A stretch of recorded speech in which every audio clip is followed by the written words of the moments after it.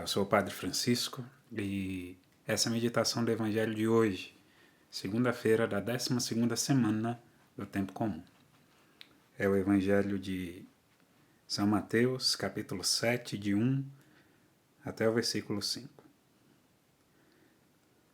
Naquele tempo disse Jesus a seus discípulos: Não julgueis e não sereis julgados, pois vós sereis julgados com o mesmo julgamento com que julgardes, e sereis medidos com a mesma medida com que medirdes.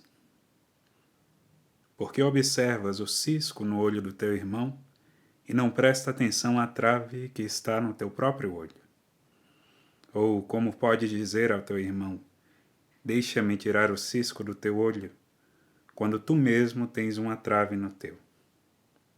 Hipócrita, tira primeiro a trave do teu próprio olho, e então enxergarás bem para tirar o cisco do olho do teu irmão. Assim seja. Amém. Queridos irmãos, o Evangelho de hoje fala sobre uma inclinação natural que nós temos, a inclinação ao julgamento.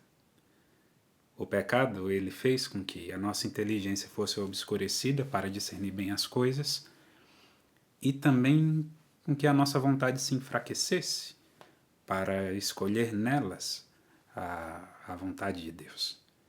E de uma certa maneira, esse drama, essa inadequação que o pecado trouxe ao homem, ela se reproduz não só na sua relação com Deus, mas na sua relação com o outro. A visão com que enxergamos uns aos outros é quase que naturalmente tendenciosa, tendo como prisma o próprio pecado. E é por isso que nós somos tão inclinados a julgarmos uns aos outros.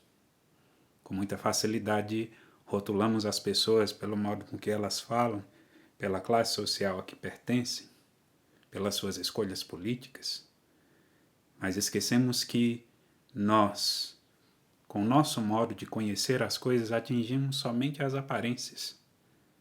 Só estaria credenciado para julgar o outro aquele que fosse perfeito.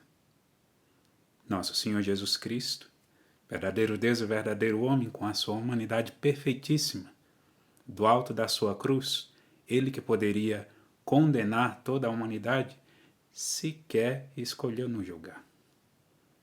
E é essa medida de amor a que nós somos chamados. Nós devemos ser capazes de olhar uns para os outros, enxergando a nossa própria miséria, mas sem cairmos na tentação do julgamento. Claro que no dia a dia nós emitimos alguns julgamentos, porque quando afirmamos uma coisa ou negamos alguma outra, isso é um pequeno julgamento. Mas o evangelista de hoje se refere àquele julgamento definitivo que só pertence a Deus. De fato, quando eu me coloco como juiz na vida do outro, é como que usurpar esse lugar que só pertence a Deus. Nós não somos juízes, nós devemos ser testemunhas do amor de nosso Senhor Jesus Cristo, que mostra que o perfeito cumprimento da lei está na vivência do amor. Não podemos julgar nem com palavras, emitindo palavras levianas sobre a vida do outro, fofocas.